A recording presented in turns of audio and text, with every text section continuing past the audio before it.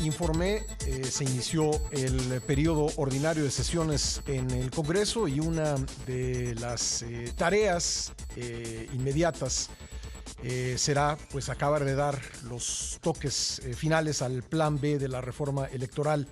Le agradezco mucho a Ricardo Monreal, coordinador de Morena en el Senado y presidente de la Junta de Coordinación Política, que me tome la llamada. ¿Cómo está, Ricardo? Buen día. ¿Qué tal, Pascal? Buen día al auditorio y a ti también, a tus colaboradores. Buen día. Te escuchábamos hace un momento en el programa decir el día de ayer que pues esta aprobación de lo que falta del plan B no será por vía rápida, que será un proceso pausado. ¿Qué tan pausado, Ricardo, y cómo ocurrirá? Mira, normalmente en la Cámara de Diputados, cuando nos envían las minutas por procedimientos que ellos deciden, en la Cámara de Senadores no ocurre la vía rápida o lo que comúnmente le llaman fast track, que es lo mismo en inglés. Pero lo que en el Senado va a ocurrir es que ya se turnó ayer a comisiones y serán las comisiones dictaminadoras, la de Gobernación y la de Estudios Legislativos, las que le impriman el ritmo de trabajo. No han convocado, creo que hoy convocan, tiene que ser con 24 horas de anticipación y darle el trámite ordinario, porque es una materia importante y los legisladores de todos los grupos parlamentarios quieren seguir debatiendo, discutiendo, deliberando sobre el contenido de la misma. Debo advertir, Pascal, que solo hay en discusión un artículo, el artículo 12 de una de las 4 leyes. El contenido de las otras 4 leyes, los otros artículos de estas normas secundarias ya fueron aprobados en las 2 cámaras, tanto en el Senado como en la Cámara de Diputados. Entonces, lo que sucede es que no se puede enviar todo el paquete de leyes aprobadas sin que falte una sola palabra, un solo párrafo de aprobarse por ambas cámaras. Este diferendo que existe es por el llamado artículo que contiene la transferencia de votos cuando hay coaliciones de partidos. La llamada vida eterna. La llamada vida eterna comúnmente, es decir, que le puedan dar votos a un partido para que sobreviva y que se establezca en el convenio de coalición. Eso es lo que se prohíbe, incluso la Corte ya lo declaró inconstitucional, pero se persistió en la noche de diciembre modificarlo en el Senado y la Cámara de Diputados lo rectificó y lo eliminó. Entonces dime, ¿se vota ese artículo o se vota todo el paquete o se votan ambas cosas? Se vota todo, aunque todo lo demás ya está aprobado y ese solo artículo no lo está o fue rechazado, fue modificado. Entonces el procedimiento legislativo establece que bastaría un solo artículo, un solo párrafo, una sola palabra, en donde no estuviéramos de acuerdo ambas cámaras para que no prospere. ¿Qué es lo que pasa? ¿Qué es lo que tenemos que aclarar? ¿Cuál es la hipótesis final? ¿En qué quedará esto? Si la Cámara de Senadores se allana, es decir, aprueba lo que la Cámara de Diputados modificó, pues entonces ya pasa todo el paquete sin ningún problema, excluyendo la vida eterna. Si la Cámara de Senadores rechaza y por mayoría no vota este artículo, entonces el paquete legislativo ya aprobado, Pascal, se va al Ejecutivo sin ese artículo. Ese artículo ni se aprueba ni se rechaza. Se mantiene la legislación como actualmente está en esa materia y por tanto se concluye el diferendo y el paquete legislativo se traslada para su publicación y promulgación Son las dos al opciones, Ejecutivo. digamos, que... Son las únicas Sí. dos opciones. Pero Ricardo, en caso de obviamente, que esto se vote, sí, ¿tú sabes en lo personal cómo vas a votar? sí, en consecuencia, Ujú, yo estoy en contra de la vida eterna. ujú, Yo voté, recordarás, Pascal, yo voté en contra de la reforma electoral en materia secundaria. sí, Yo considero que hay algunos bloques de inconstitucionalidad. No he cambiado de parecer, ujú, sigo sosteniendo mi posición. Y cuando se introdujo por el Partido Verde esa modificación por la madrugada del 13 o el 14 de diciembre, en lo particular también voté en contra. No estoy de acuerdo en que la legislación secundaria ujú. contuviera esa cláusula de transferencia de votos. Ricardo, me queda un minuto en este bloque. Te pediré, si puedes, que te quedes para hacerte algunas preguntas, porque hay Sí, varios con temas mucho gusto. relevantes, pero nada más para concluir esto y en un minuto, si me puedes decir, en lo ya aprobado, las dos leyes ya aprobadas y las cuatro que están, que inminentemente se aprobarán, ¿tú sigues viendo visos de inconstitucionalidad? Sí, yo sostengo, o sea, no me retracto. Sí. Mira, lo que intento siempre en mi vida es ser consecuente, pero finalmente será la Corte la que determine. Ujú, Yo emití en ambos casos voto particular, en donde explicaba mis razones constitucionales por las que hacía esa consideración, ujú. y ya dos de las leyes publicadas han sido combatidas Sí, y están en la Corte por distintas instancias, partidos, y hasta creo que el INE el INE ya ayer, sí. también interpuso ayer. O sea, Sí. esa será materia de la Corte y ya está planteado. Y las otras cuatro no han estado estudiándose por la Corte porque no hemos concluido el Ujú, procedimiento. ujú. Mientras no se concluye el procedimiento, los efectos prácticos son, las hipótesis que están es que se sigue aplicando la ley anterior, no se aplica De la acuerdo. que está modificándose, De obviamente. acuerdo. Regresamos contigo entonces, Ricardo, si eres tan amable. Sí, con mucho Ya gusto. volvemos. Agradezco mucho a Ricardo Monreal, coordinador de Morena en el Senado, que me haya esperado.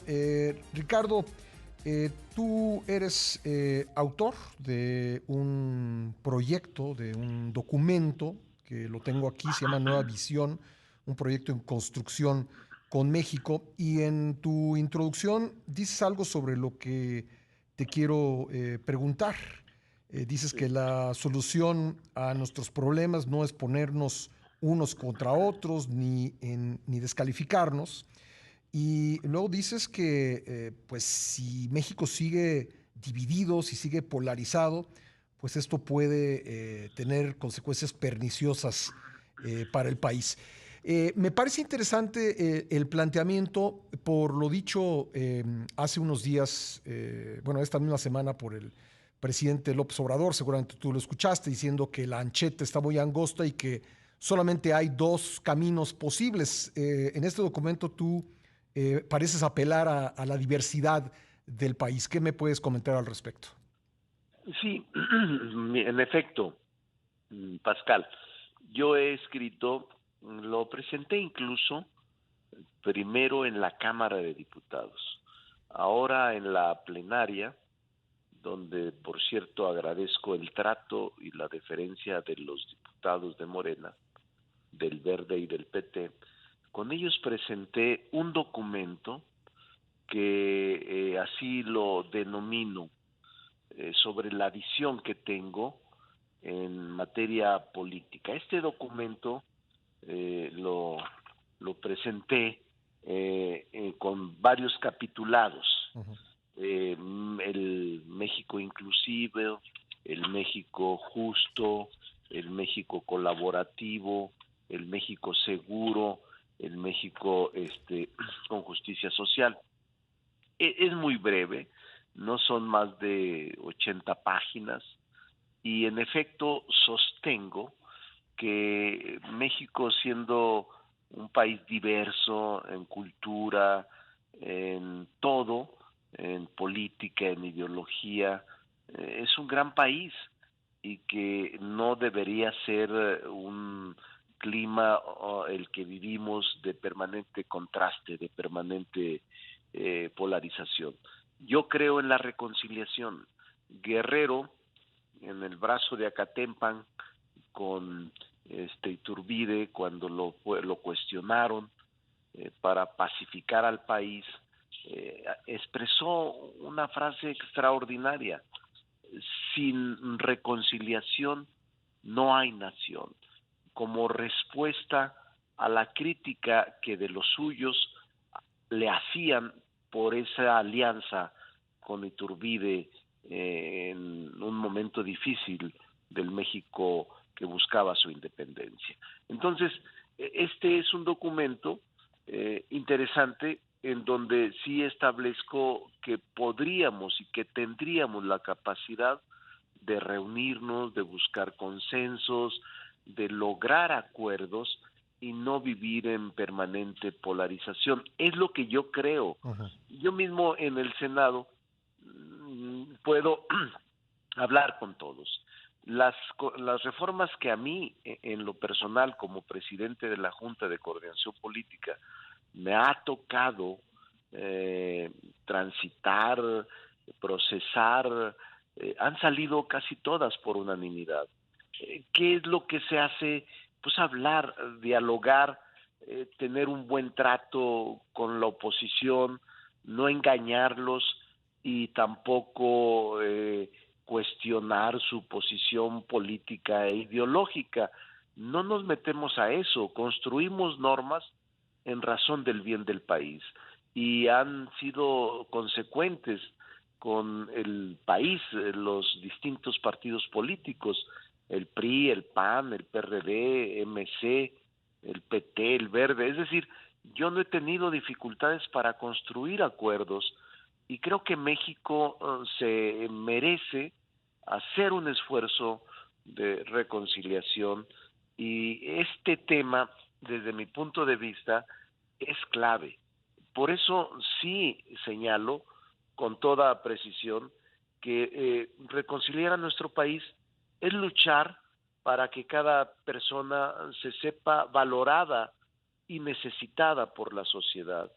Es reconocer, Pascal, en nuestra diversidad una gran fortaleza y un poderoso recurso para ser mejores, más productivos, más creativos, más equitativos. Por eso sí creo en eso y es un documento que recomiendo su lectura y también su comentario para modificarlo. Entonces, ¿tú no estás de acuerdo que hay solamente dos visiones de país?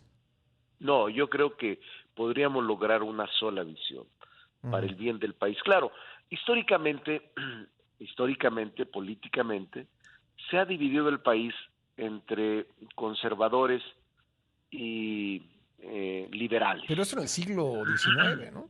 En el siglo XVIII, bueno, desde finales del siglo XVIII, 1790, sí. Ya no se diga en 1810, 1820. Sí. Bueno, perdimos, mira, la gran lección es que perdimos la mitad del territorio por una división muy fuerte entre liberales y conservadores. En el Senado se votaron por que perdiéramos por aquel acuerdo de Guadalupe, el Tratado de Guadalupe. Que por cierto hoy se cumple, ¿no? Hoy se cumple un aniversario de la firma del tratado. En 1847, sí. Perdimos la mitad del territorio por una división profunda entre los bandos y en el Senado inexplicablemente, sí.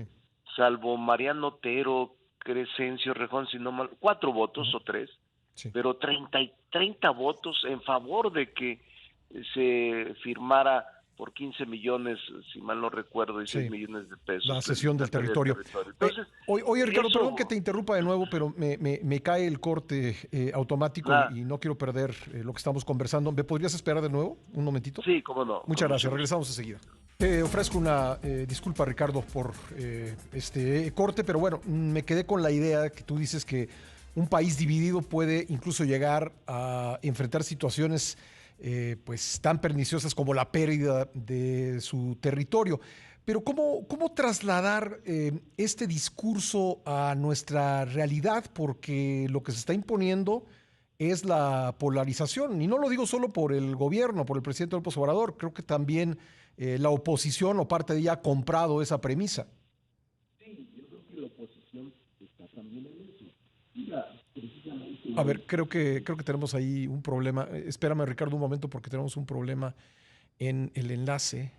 Ojalá podamos mejorarlo. Sí, perdóname, Ricardo, es que no te escuchábamos.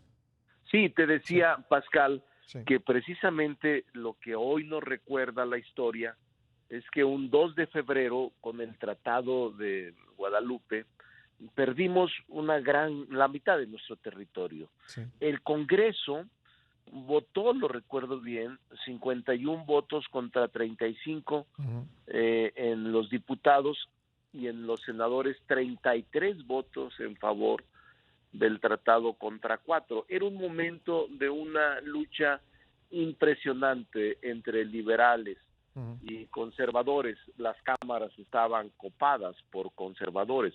Siempre han existido estos bandos, no se han eliminado, ahora quizá ubicados en otras esferas, en otras partes, pero siguen existiendo puntos de vista encontrados respecto del proyecto de nación, y eso me parece natural y me parece que no va a ser posible deshacerse o desaparecer. A lo que yo me refiero es que sí hay caminos comunes, hay políticas públicas que nos pueden ayudar a identificarnos, por ejemplo, el de la seguridad pública, el de la educación, el del bienestar, el de la política social, el de proteger a los más pobres, el de los principios de igualdad.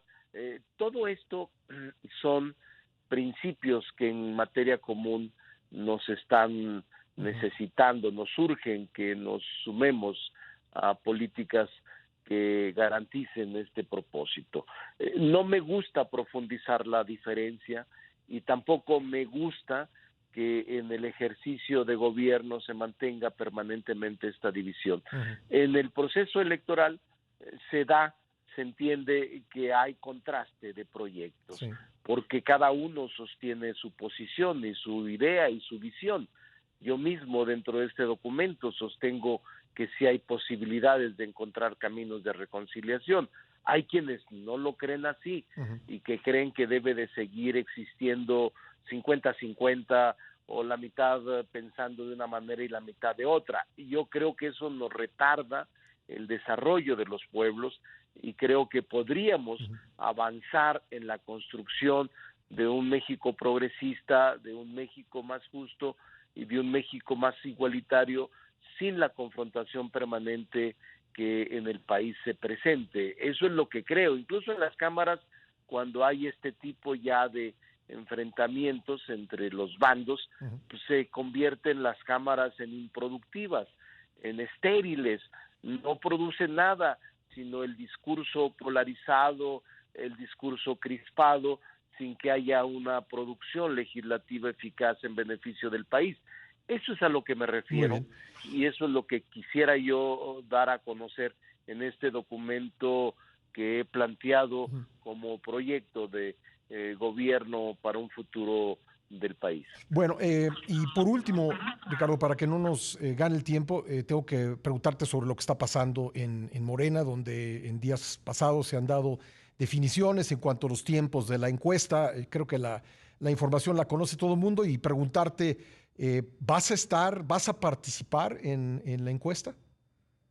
Muy claro, he dicho que si el partido la levanta, no podría estar porque yo he sido víctima de esas encuestas unilaterales que el partido organiza, levanta, sanciona y canta. No, ahí no, pero planteamos el otro día con Mario Delgado que pudiera ser una serie o una batería de encuestas, 3 principales, 2 espejos, de empresas encuestadoras profesionales con historia y con prestigio. Pero no Y el que partido.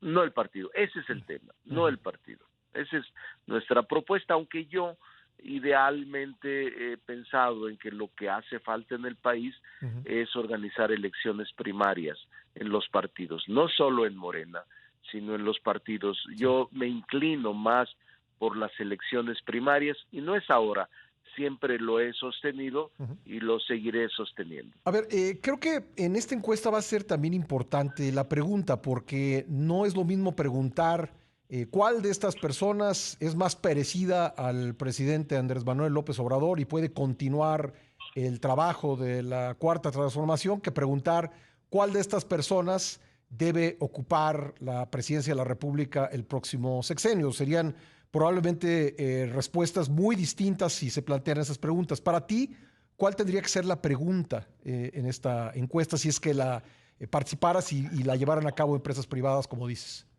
Has tocado el tema clave, para mí es el tema principal, el que los aspirantes nos pongamos de acuerdo con el partido cuáles son las preguntas que se harán en Ujú. el momento del levantamiento de la encuesta. Y has tocado dos preguntas.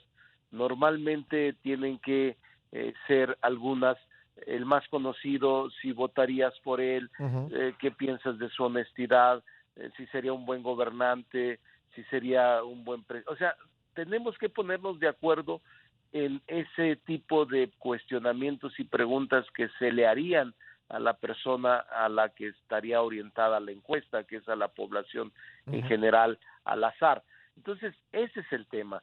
Y yo creo que en las preguntas estaría parte de la solución y que nos hemos puesto de acuerdo en que revisaríamos. En julio se ha planteado el primer encuesta o el primer ejercicio, pero desde antes tendríamos que ponernos de acuerdo quienes aspiramos a suceder al presidente de México Ujú. y que la gente pueda opinar. A mí me parece un ejercicio, si se levanta con pulcritud, orientador, aunque también pienso que la encuesta no debería ser el único método para decidir al sucesor o al candidato. Creo que es un insumo importante en la toma de la decisión, Pero eso ya está pero decidido, ¿no? ¿No estás de acuerdo ya conmigo? está. Sí. No, no, Ujú. no, no solo decidido, está en el estatuto. Sí. Tendríamos que modificar el estatuto para que se empleara, por ejemplo, un mecanismo más transparente de selección de candidatos, como la Ujú. elección primaria. Pero eso ya está, es estatutario y es jurídico. Entonces eso ya no hay discusión. Lo que tenemos que es transparentar las encuestas o los ejercicios demoscópicos para que dejen la menor duda posible a quienes participamos en ello. Tú tienes, en un minuto, ¿tienes alguna idea? Yo sé que me dices que pueden ser o deben ser varias preguntas, pero ¿cuál sería, por ejemplo, un prototipo de pregunta aceptable para ti? Mira, estuve muy cerca de la encuesta que se levantó cuando los dos candidatos eran Andrés Manuel López Obrador, ahora presidente, Ujú. y Marcelo Ebrard. No están mal esas tres preguntas que se hicieron. Ujú. Una de ellas es el conocimiento, otra la honestidad Ujú. y creo que otra la capacidad. Ujú. Y se califican y tienen un grado de calificación, se suman de las 5 preguntas, quien gane la mayoría, alguien que gana 3 de 2, Ujú. 3 de 5, 4 de 5 o 5 de 5. Hay formas pues de resolverlo previamente al levantamiento de la encuesta. Pues bien, Ricardo, estaremos evidentemente muy pendientes del periodo de sesiones y de lo que venga en Morena respecto del proceso de designación del candidato. Gracias por estos minutos y que tengas un feliz Día de la Candelaria. Gracias, igualmente. Feliz Día de la Candelaria para todos. Gracias, gracias. Ahí está Ricardo Monreal, el coordinador de Morena en el Senado de la República y presidente de la Junta de Coordinación Política.